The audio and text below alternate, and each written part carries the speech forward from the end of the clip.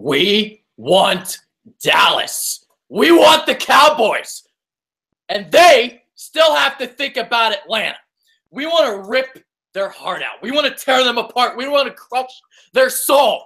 We want to take their women. They still have to think about Atlanta for 14 days. We are going to be thirsty. We're hungry.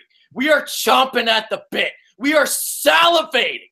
Dallas has no idea what's coming to them in 14 days. Philly 500 is here. I'm Adrian Fedque. They have to think about Atlanta.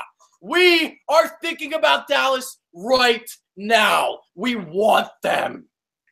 Breaking bones. I don't need cookies. I want bones of Dallas Cowboys. I'm ready to feast on the evil empire. Take them out. Rip that star. Rip them down. Take them apart. Take their women. Take their children and get the hell out of there. Is what I say. Beat the crap out of Dallas right now. But you know what? They got to go to Atlanta. And that's hard enough for them. Us, we'll be ready. We're ready. They don't know what's coming. They don't know what is going on in Philly. They have no idea what's about to hit them on Sunday Night Football. In front of the world, we are ready. We cannot wait, okay? They have to think about Atlanta right now. They have to think about the Falcons. They have to think about how they're going to stop Matt Ryan, Julio Jones, all that. We are already looking at Dallas. This is playing out tremendously. Zeke or not, I honestly believe we're going to go to Dallas and we are going to blow them the fuck out. We are going to crush them. I agree. It feels like Thanksgiving again. Yes. Oh, yes. This is going to be decimation. This is going to be destruction. I'm telling you, Dallas people don't know what's coming. They're going to be shocked when Carson Wentz punches a hole through that defense like a wet paper bag. It's coming. I'm telling you, this is maybe a 2-touchdown victory. The Eagles are going to blow the crap out of Dallas. It's coming. Definitely. No doubt about it. And I want Zeke Elliott playing. I want him on the field because we're going to beat the crap out of him. And we're going to beat the crap out of his whole team. I want him. I want this team. 14 days. 14 of them. Oh. I want them right now. Let's do this right now, Dallas. Let's go. I don't want to wait 14 days. I don't know how to wait 14 days. It's going to be a horrible, horrible thing. But I will be after their fans. I will be calling their radio stations. I will be writing their papers. I will be everywhere getting them ready because it's coming. The storm is coming, and I am the messenger. Destruction awaits, Dallas. I'm going to be eating a lot of crow if I'm wrong. I'll tell you that right now. But I have a great feeling about how things are going to turn out. It's because of the 14 days. It's because of the fact that the Eagles match up very, very well against the Cowboys. I mean, the one defensive line that the Cowboys have struggled with has been the Eagles over recent years. The Eagles are number one in the National Football League in stopping the run. They stop that zone stuff very well. Zeke Elliott, okay. I think they're going to hold him in check if he plays or not. They are going to make Dak Prescott beat them. He's not going to be able to. The Eagles are going to score over 30 points in that defense. Are they going to be able to put up over 30 against us? Probably not. I don't see it. I don't see how they're going to stop us. And then I don't see how Dak Prescott's going to beat us. I don't see it. No, it ain't going to happen. The only delusional Cowboy fans think so. As soon as you take Zeke Elliott out of the game, as soon as he's contained, they're done. Dallas is done. Okay, Dez Bryant, he ain't having the greatest year. He ain't the same Dez Bryant a few years ago. I hate to tell everybody. You know, look, when Elliott runs the ball well, then Dallas has a chance. When he can't, Dallas is not going to win. And he's not going to run well in the Eagles. The Eagles are going to take him out of the game. Prescott is then going to have to try to win this game. And he can't go tat for tat with Carson Wentz. Ain't no way in an air combat You know what I mean? When they're firing bullets everywhere, Carson will outfire him. Carson will outthrow him. And I'll take that matchup any day of the week. Any day of the week. And let me tell you, Dallas may overlook Atlanta. They may be looking at the Eagles, and they may fall into a little trap this week themselves. But I can't wait to take this team out. I can't wait to just beat the crap out of the Dallas Cowboys. I can't wait. This is what I was born to watch. Them beat Dallas. Yeah. No, I'll say this. I'm not hating on Dallas. I think they're a solid team. I'm hating on Dallas. I hate them. You can hate on them. I hate them. I'm saying I'm not hating on them as a team. I understand. I think they're a good team. But I think in this situation and how things are playing out and the fact that we have 14 days and the fact that they have to play Atlanta before they can start thinking about us. They cannot start thinking about us. We are already thinking about them. Team, the national media is still disrespecting us. They are still doing it. You had people from CBS picking the Broncos to beat the Eagles. Guess what they did? They put up a 50 burger. 50. 50. I know. And isn't it funny how, like, as soon as we put 50 points on, Denver's nothing. But seriously, I'm not kidding you. 2 days ago, it was like, you can't score on Denver's defense. They got the best defense. You're not going to be able to score on them. As soon as we score on them and put 51 points on them, then they're not that good. Everybody we beat the crap out of all of a sudden ain't that good. You know why? Because we're much better than everybody else, and we make them look bad. But the truth of the matter is they want to disrespect the Eagles. Keep doing it. Keep doing it. Because the Eagles are going to beat the crap out of Dallas. And they ain't going to have any excuse after that. And it's coming. And let me tell you, this is the game. When you beat Dallas, division's over. Division's over. Done. Bye. See you later. And I want to get back to the no respect thing, because they started to get it when they beat Carolina. And then Carolina kind of sucked and hit this lull. And then all of a sudden it's like, well, the Eagles haven't beaten anybody. Carolina now stinks. The Redskins are now, they were 3-4 before they beat the Seahawks yesterday. So it's like, oh, well, you haven't beaten anybody. You haven't done this. You haven't done that. You don't think the players hear this? They are 8-1. They know how good they are. They want to make a statement. This is Dallas. This is national television. In front of the world, the Eagles are going to want to make a statement. And that's why this feels like Thanksgiving again. We are going to feast on the Cowboys. It is going to be a bloodbath. It is going to get ugly. I'm telling you guys. Yes. I could be wrong. I could eat a lot of crow. It might happen. But I feel pretty damn confident about it. Destruction is coming for the heathens. The heathens will have destruction upon them. And the Eagles are delivering that destruction. It is coming. Believe me, this evil empire has to pay the price. And we also owe them one from last year. Last year, we gave that game away. We should have beat them last year. Then, we're going to pay them back this year. I have no doubt the Eagles are going to win. I think Dallas will lose Atlanta, and I think they're going to lose the Eagles, and they're going to fall apart. It's going to happen. We're going to take their soul. And I'm hungry. Like you're talking about eating. I'm ready to eat them. Let's go. I'm ready. Let's crush their face in. You know what I mean? Right now. Right now, I'm ready. You want to hear something that might sound a little crazy? I hate that team. This Eagles team may have not peaked yet. And I'm talking about they lost Jason Peters and Jordan Hicks. This team, the way it's going right now, the way it's humming. I mean, remember like the first month of the season? They were, 3-1, 4-1? They were winning games, but they weren't like looking great doing it. They were just kind of finding ways to win. But ever since that Arizona game, the first time Carson Wentz threw 4 touchdown passes. So what he's been doing from Arizona on, this is kind of what I'm expecting now out of him. Yeah. So the first month of the season, we didn't see it. All right? Yeah. So you're having Carson Wentz emerge. Now you have the wild card of Jay Ajayi now. Oh. So you have to prepare for Carson Wentz. And now you're going to have a load of Jay Ajayi on the edges against Dallas. They are not going to be able to stop him.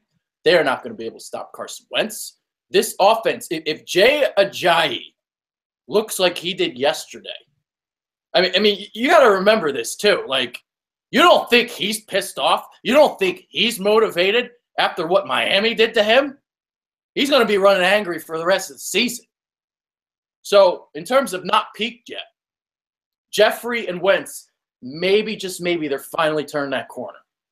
6 receptions for 80 yards against Denver. I think it was 6. So you're starting to have that cohesion build. The defense looks better and better each week. They flipped the switch the last couple weeks. The secondary. You remember earlier in the season, all those – remember how teams would come back on us because they couldn't stop the quick 3-step passing game? Well, that's not happening anymore. Not. Secondary stepping up. Jalen Mills looks outstanding. Rasul Douglas, they are tackling everybody. Patrick Robinson. This team is not peaked. No. We haven't seen it peak yet. The real teams emerge after Thanksgiving. They haven't peaked. No. For real. They're for real. Absolutely, they're for real. And let's not forget, Big V is also making that switch to left tackle, right? He's now the starter. So we've seen him get better each week, right? So now he's going to get another bye week, and then they're going to come back. So he's going to be more accustomed and used to his position. Then you have Ajayi. We might get Ronald Darby back. You have hopefully Ertz healthy. You're going to get people back, and you're going to be playing in the biggest game basically for the division. And everything is falling in place perfectly for this Eagles team. So all they have to do is show up and play well and be ready to play. And Dallas stands no chance. Time for honoring Dallas, time for honoring yourselves will soon be at an end. It will be an end. You are going down. You can't stop it. Dare to prepare because it's over for you. It's over. And I can't wait. I can't wait. I can't wait to shut their faces up. I'm telling you. I'm going to laugh when they lose to Atlanta, and then I'm going to laugh even harder when the division is over in 14 days. Oh, yeah. Me too. So, all right. You know what we're going to do now? Well, guess Dallas, what we're going to do? Sit on this, Dallas. Sit on this. Piss me off. I hate that team. But that's I hate him too. Right up the old butt. Despicable. You know what we're going to do now? What? We're going to do? We're going to talk about Doug Peterson. We're going to say some good things about him. Doug Peterson, oh my goodness. We're going to say good things about him. You want to say good things about him? I do. I can't believe it, but I actually do. I do. You mean Coach of the Year, Doug Peterson? Yeah, I wouldn't go that far, but he's doing. He's on his way. He's my leading candidate. Best game he had as a coach was yesterday. Best game plan, I thought, was yesterday. You know, he's getting better each week. I thought there was a couple games early that weren't great coach-wise. I thought the Charger game, he kind of started getting going, and he's been good ever since, in my opinion. But yesterday, to come out with the game plan he did, to outsmart the Denver's defense the way they did, to use Ajayi as a decoy the way he did, was really, that was next level thinking, I thought. And I like what I'm seeing from him. I like that the Doug Peterson Corleone is really coming out of him, you know. So I couldn't be happier with Doug Peterson right now. Yeah, and you know, before you came on, I watched the game again. Well, I watched until the midway through the third quarter, until you came on. So I didn't watch the whole game again. But the first 8 series I did, and I charted some things. So I'm gonna show you guys my findings. So the first couple drives, I mean, I love the way he utilized the tight ends, multiple tight end sets that. With Burton and Selleck, and basically, they were exploiting matchups against their linebackers. So you had Brandon Marshall going against Burton or Selleck, whoever he was matched up against. And whenever Doug Peterson saw this, or whenever Carson Wentz saw this, that's who he'd throw to. We saw it on the touchdown to Trey Burton, the deep pass, the double move, and we saw it a couple times with a couple bootlegs. And that's another thing. that Doug Peterson was doing. So your first 4 series of the game, he only called one deep drop against that vaunted Denver attack. So that helps out Big V. That settles him into the game. That settles everybody, the entire offensive line, into the game. 5th series, all of a sudden he's calling three deep drops. So and that was also the series that Trey Burton had his touchdown. So you had an out route to Jeffrey, a deeper drop to Roby for 14 yards, and even the play actions he was calling. It wasn't like the deep play action. It was that shotgun, just quick little play action, and then get the feet set and get the ball out. So even on those drops, they were quick play action drops. They weren't deep play action drops. And when he was sprinting Wentz or some play action bootlegs, he was doing it to the right and away from Big V. But as Big V settled in and he started playing well, Doug Peterson saw and had confidence in him. So guess what he did? So on the 6th drive of the game, 6th series. So these are my running plays. And, as you can see, this is when they ran to the left.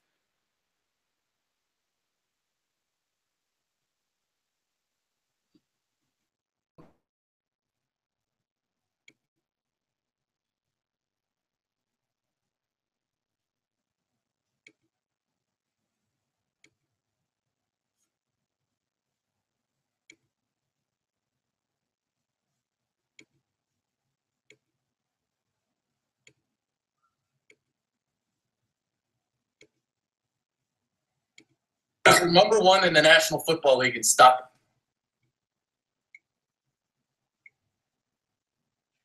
A year ago, figured out. You there? You lost me for a minute. Number 1 in the National Football League. Oh no, you lost me. Yeah, it went blank. Huh? I wonder what happened. What I was saying. I don't know what the heck. I think Dallas is up to their actions. It's weird. I don't know. Did everybody else lose it, or is it just me? We'll find out in a second. Hold on. Let me get to the. Was it just me or you don't hear me? No, I hear you. It just went blank. It went completely black, and then it just showed your logo. Okay. So no one heard what I just said then. I don't know. Are they saying? What are they saying? I'm seeing technical difficulties. So I don't know. Yeah, I don't know. It just showed the logo, Bitter Birds. Okay. Well, all right. So I'm just gonna say what I just said over again. Okay. I'll do that. That's a shame, because I was preaching right there. All right. So I just kind of went on a long-winded thing. So now I'll have to restart it. But you hear me fine now. Yeah. Okay. All right. So let me start again from the beginning. So what Doug Peterson was doing. All right. So I basically watched the first 8 series of the game again until the midway point of the 3rd quarter, and early on, what he was doing, he was utilizing his tight ends. He was trying to get matchups against their linebackers, and he was motioning the tight ends to see if the linebacker would motion with the tight ends to see if they would be one-on-one matchups and not zone coverage. So you had Brandon Marshall lined up against Trey Burton and Brent Selleck a couple times, and the Eagles were able to exploit this. They did it with the hitch and go, or the stutter and go, whatever that double move was, with Trey Burton. And they were using multiple tight end sets. So 2 tight end sets, 2 tight ends on the field at the same time. And they were doing this a lot for the first couple series of the game. The other thing, so I also have all the passes written down. So I've got play action, I've got quick drops, I've got boots and sprints, and I've got deep drops. So deep drops, they only had 1 deep drop over the first 4 series of the game. So what does that say? That says, okay, that's a good job of Doug allowing Big V to settle into the game. No deep drops. Don't make him have to block somebody for more than like 3 seconds. Get him into the game. Get him acclimated. Get your entire offensive line acclimated, because you came off a game where you weren't playing well. So get them all together. Get them in sync, and call some easier drops. You had some play action boots to the right, away from Big V. So again, good job there. Yeah. And then even the play actions, it wasn't a deep play action. It was in gun, so you do that quick little play action, and then get your feet set, all out real quick. So you had all that going on, and then in terms of running the ball, so I also charted this as well. So as you can see, they ran the ball primarily to the right and along the middle, but there were a couple instances where they ran it to the left. And the 2 runs by Ajayi on the Eagles' 6th possession of the game. So you had 12 yards from Ajayi going along the left side. Big V had good push on this play. And then the 46-yard touchdown, he had a great kick-out block. So Doug Peterson did a great job exploiting Denver's weakness, covering tight ends. And he also did a great job of using play action to hold up the rush. With Ajayi. So he was incorporating other elements in order to stop the pass rush. It wasn't just the line. It wasn't just using backs to chip. He was using play action. He was using quick drops to negate it. He called a masterful game. And it's shocking. It's shocking to say. But it also shows that we can be real when we see it. Because there are Doug people out there that hate him so much they can't give him any ounce of credit, because there's some people that are too stubborn to give in, like Chip Kelly. Right. Well, I'm not Chip Kelly. I'm Doug Peterson. I'm humble, and that's the great thing about him too. He's humble. He's humble. Gosh darn it, he's humble. And the thing about it is, I like that he seems to be learning. You know what I mean? Like, you wonder what he's going to learn from the first year to the second year. But, he learned a lot. But now it's almost like, I feel like week to week, he's learning more and he's doing more. So there's no complaints I have for this guy right now. I really think he's coach of the year. And I was not high on Doug Peterson going into the season. So for me to say that, he really has to impress for me to say that. I wouldn't say it otherwise. But, he's doing a hell of a job. Hell of a job. Jim Schwartz has no shot at the head coaching job now. Jim Schwartz ain't going to take it. Doug Peterson Corleone is here. So I like it, man. I like it. And you know what? He's got 2 weeks to prepare for Dallas. I expect the same type of plans, the same type of strategy when it comes to Dallas. Yeah. And when I say humble, here's what I mean by that. So we know that he's a guy that normally likes to throw the ball a lot. And the first, maybe 2-3 games of the season, he was throwing the ball a ton. He wasn't using LeGarrette Blount. He didn't run the ball effectively. But instead of being stubborn, instead of resorting back to his old ways like an Andy Reid would do, he switched it up. Like Chip Kelly, with him, it's his system. He's going to keep running his system. He's not going to tweak it. He's going to keep doing what he thinks is right. Yeah. He's not going to listen to anybody. He's just going to do what he wants to do. Doug Peterson, he listened to his players. They complained that they weren't running the ball. So what did they do against the Giants? They ran the ball a ton. And they've been running the ball a ton since. Yeah. I give him credit. Great. He's doing a great job. I mean, that's all there is to say. I mean, I have 2 guys that I think right now are doing, coach of the year type stuff. I got Doug Peterson and McVay out with the Rams. I think those 2 guys, to me, I've been very impressed with coaching-wise. So, hey, look, Doug Peterson deserves all the credit he's getting right now. He deserves it. And, the big games are coming. The big games are coming. We're just getting started. I mean, we're only halfway through this thing. Yeah. So wait until it's cold. Wait until the playoffs. Wait until we get to see all that stuff. It's going to be interesting to see what he does. Yeah. It's crazy, man. It's like 99% of Philadelphia didn't want Doug Peterson. And the 1% that did, those are those Kool-Aid drinkers that are just going to, basically praise everything the Eagles do, whatever they do. Yeah. So you have some people like that. They're like, yeah, Doug Peterson can do no wrong. But it's funny, though, like the 99%, like I was saying earlier, the people that just can't admit that they were wrong. Yeah. That I was wrong. Oh, I'm wrong every day. I'm wrong. I'm wrong about something. My wife will tell you I'm wrong. I wake up wrong. I'm wrong.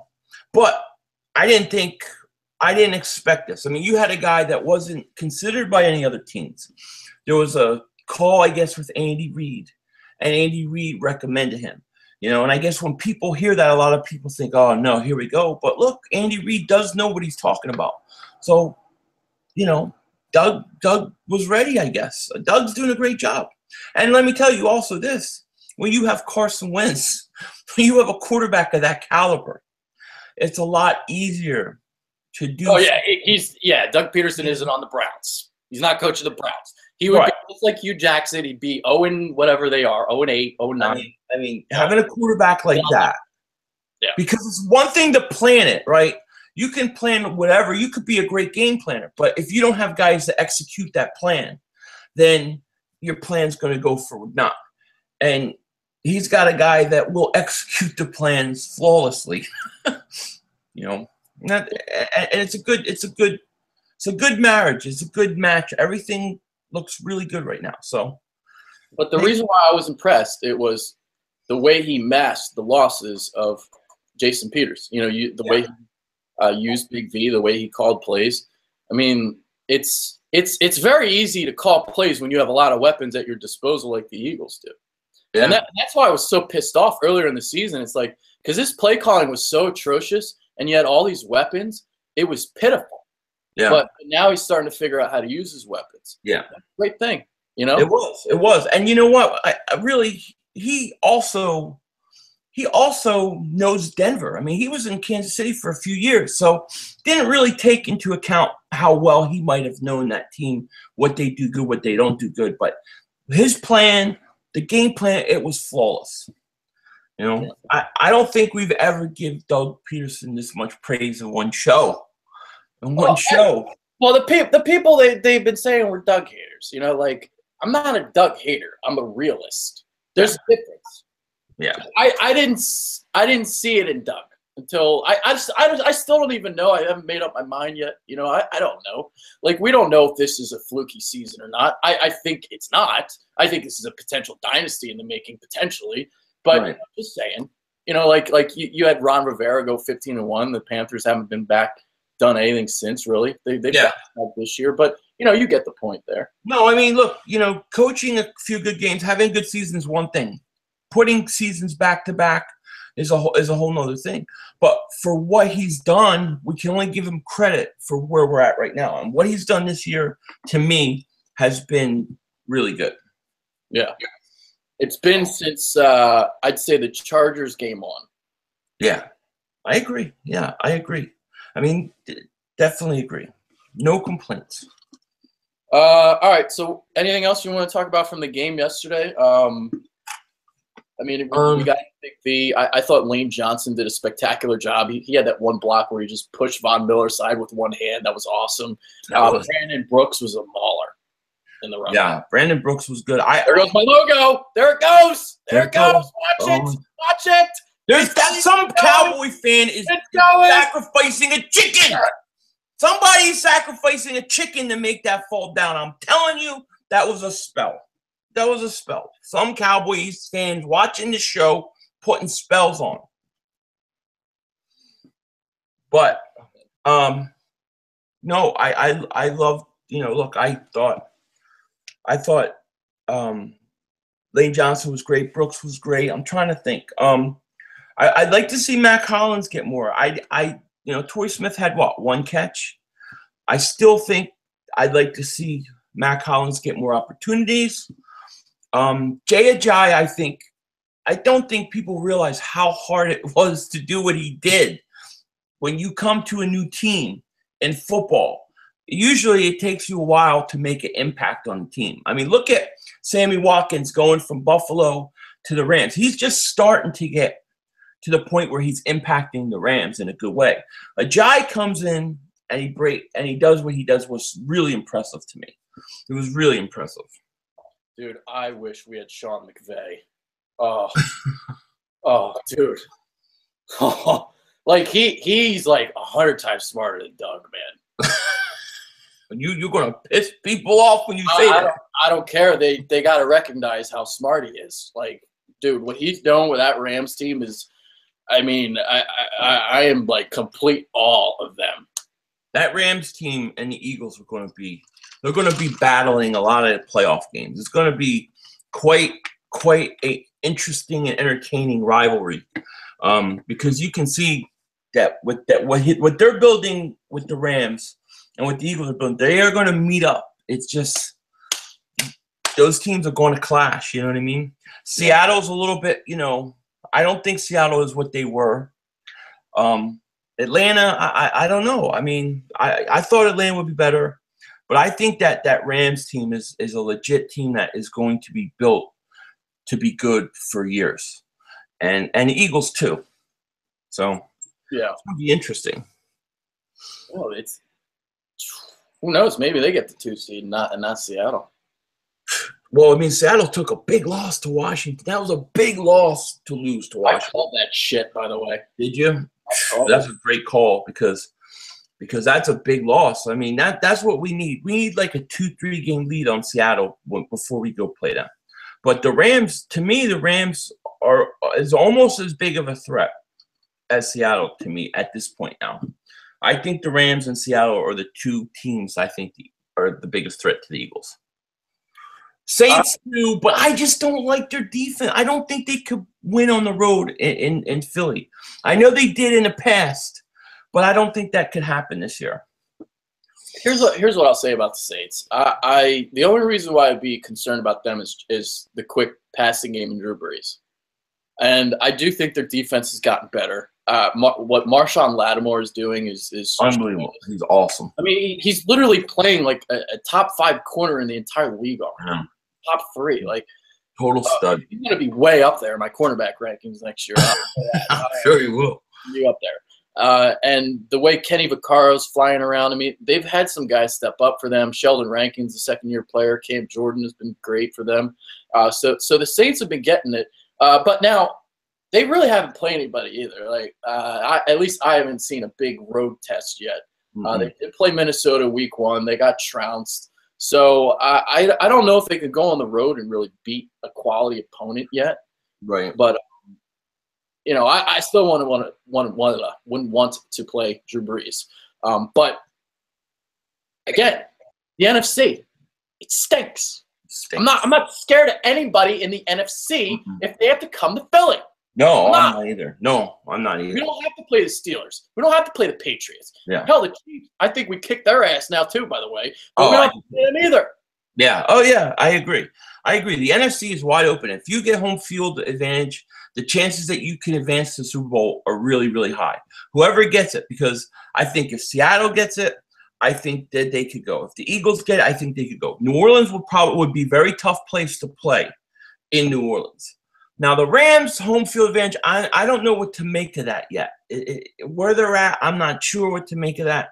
So, I don't know. But, yeah, look, you get home field advantage, the chances that you go to the Super Bowl are really high. Really high. Especially if you're going to be playing Philly. There you go. Yeah.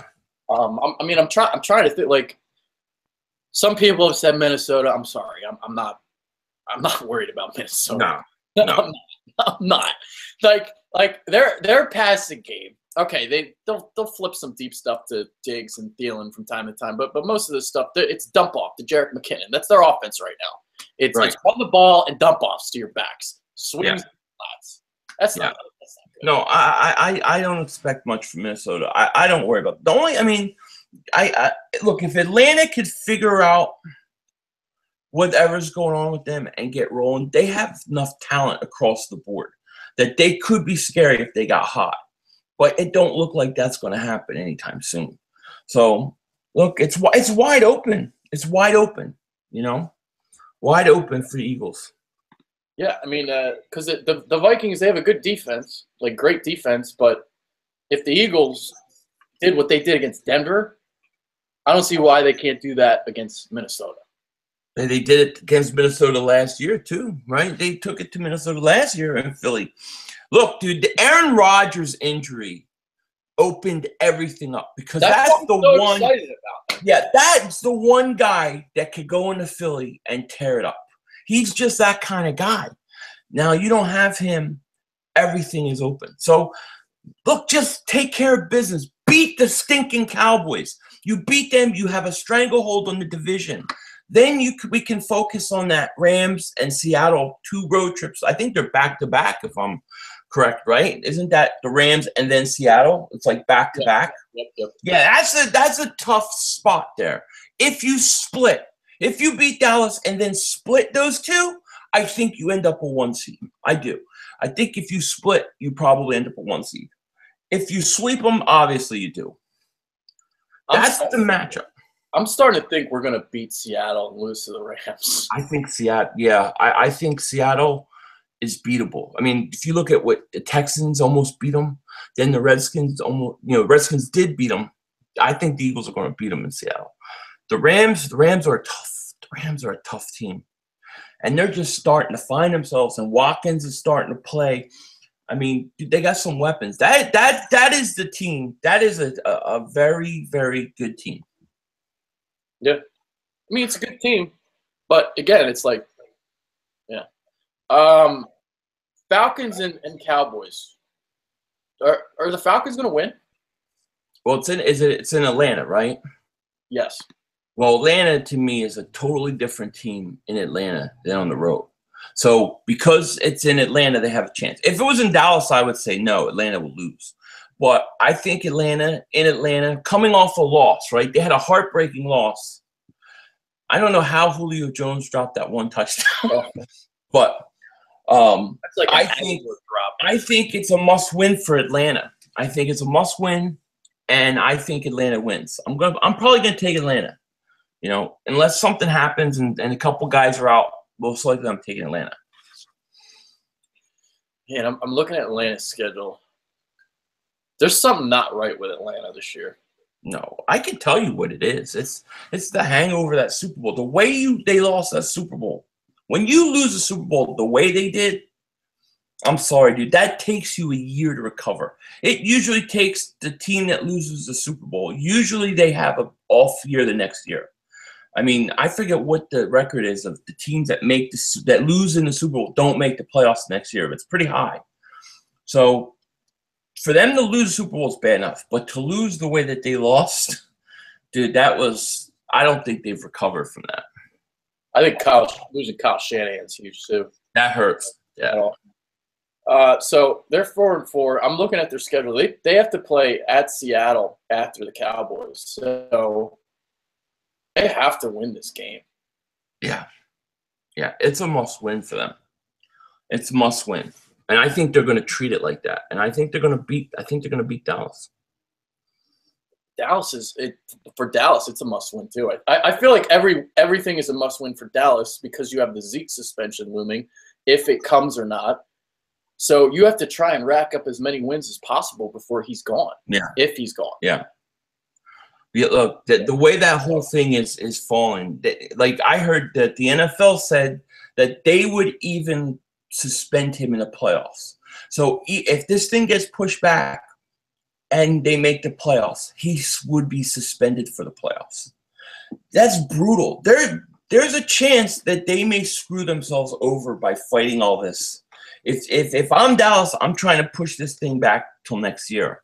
But I don't know. I don't know what's going on with that. I already know what's going to happen. They're going to lose to the Falcons. They're going to lose to the Eagles. They're going to go 5-5, and then their last 6 games, that's when Zeke's going to get suspended. Yeah. Because you know how it works. The NFL wants the money. They want the viewers on Sunday Night Football. They want Zeke to play Philly, and then they're going to suspend him after that. Yeah, that's probably right. That's probably right. Yeah.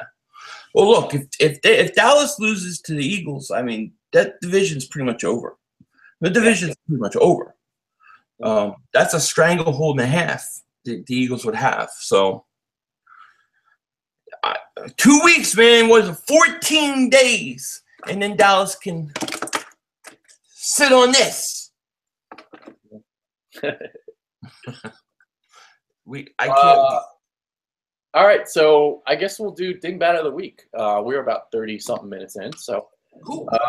who's all right? I'll go first. You go first. Okay, so for the first time this season, we have a Dingbat of the week for the second time. Second time nomination for Skip Bayless. What an idiot! What a dingbat! So he goes on his show and he said that Von Miller strip sacked Carson Wentz. So he starts talking shit on Carson Wentz, and he doesn't even realize that it was Nick Foles who was in the game. Dingbat of the week again goes to Skip Bayless. Dingbat. I have to second this. I was gonna do the lady that keeps having her dog poop and crap everywhere, but I'm gonna go with Skip Bayless too, because that is such a monumental mistake to make when you're trying to make a point about a guy's weakness, and he's not even the guy playing. Dingbat. Total dingbat. I agree.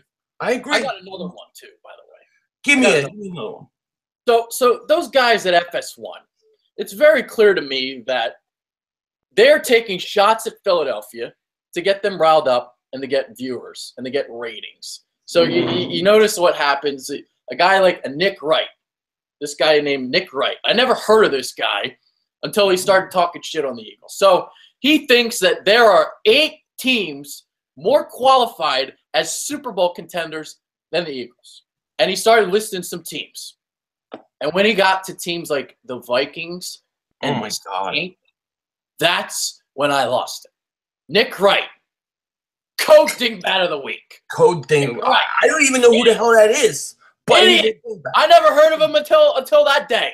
Yeah. Oh, by the way, you know why he's a dingbat? You know why he's a really big dingbat? Guess who his Super Bowl pick was? Guess. The Cowboys and the Patriots. Worse. Cowboys. He picked the Giants to win it all. Oh, God. Yeah. Yeah, well, the Giants are playing in a bowl game this week. I believe it's called the Toilet Bowl game, right? The Stink Bowl. What is it, the Niners and the Giants, right? Isn't that this week? That's like the worst game ever. I mean, that has to be like the worst game ever. And the thing about it is the 49ers are going to win. The 49ers are going to win because the Giants quit. They've quit. They don't care. Dude, I've never seen a Giant team play like this, ever. Like Giants may have bad seasons, but I've never seen them be quitters. They're quitters now. When you let a guy get a 3rd and 33, you quit. I mean, that's pathetic. Actually, I might have another dingbat of the week. So trifecta of dingbats. Did you see how Ben McAdoo answered the one question when they asked him what his halftime speech was? No. They asked him, "Hey, what was your halftime speech?" Halftime, and 10 seconds of silence. He didn't even answer the question. Oh my God. Well, maybe that's what he said. It was 10 seconds of a nervous silence. He didn't say anything. He didn't know what to say. He was probably going,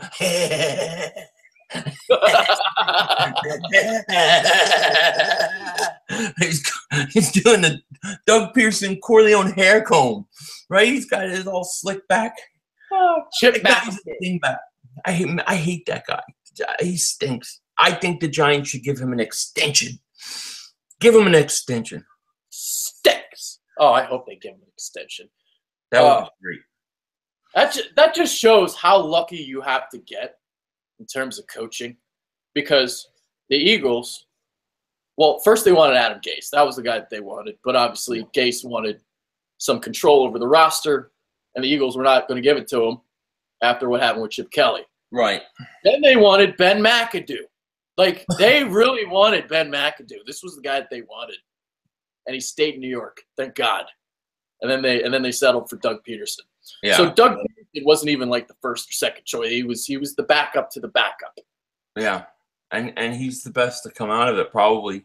I mean, I personally wanted Gase, but look, I'm happy with where we're at. I definitely, after trading away Ajayi, seeing that he couldn't get along with him and he traded him away, I don't like that. You know, I kind of that rubs me the wrong way. That's too much Chip Kelly-ish to me. You know, I have flashbacks of McCoy. Yeah, that's a lesson he's going to have to learn. You know, Bill Belichick does that shit. It works for him. But the first time he started doing it, Bill Belichick, he got fired from Cleveland because of it. So Yeah. we'll see what happens with Gase. But I mean, obviously a great offensive mind though. So that Miami team's, I don't think it's very good. I mean, when you have Jay Cutler as your quarterback, I don't know how you're supposed to win games. I had after Tannehill got hurt, I had them winning like 5 or 6 games this year. So the fact that they're already like 4-4, they've pretty much already exceeded my expectations. Yeah. Yeah, I didn't expect much after Tannehill got hurt either. You know, yeah, it's true. I kind of agree with you with that. Yeah. Let's see what else. I mean, that's pretty much it, right? We've been on it. Yeah, I think it's it. I mean, we got a nice bye week. I hope the team gets rest and look, it'll be fun. It'll be fun watching Dallas lose to Atlanta.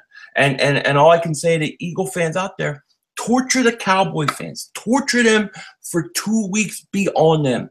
Be on them wherever they go. Don't let them get away with anything. When they pull out their voodoo dolls, be there. Be there when they go get chickens, when they got raccoons or squirrels to sacrifice. Bother the hell out of the Cowboys. Torture them for 2 weeks, and then watch us blow them out. That's what I said. There it is. There it is. Blow them out of the water. Don't even let them in it. Definitely. Salivating. I agree. This team is salivating. They cannot wait. Fletcher Cox. Deep penetration. Yes, he will get deep penetration on that O-line because the Eagles, they tend to do. So we'll see. I agree. All right, that's Philly 500. I'm Adrian Fedke. This is the Bitter Dingbats for the week. So stay tuned. Next week, we'll see what we're going to do. Maybe we'll do like a – I don't know. Maybe we'll do like a recap on the Falcons and Cowboys. I don't know. There you go. That'd be fun. Yeah. That'd be fun. Figure something out. All right. Yeah. We're out. Take care, guys.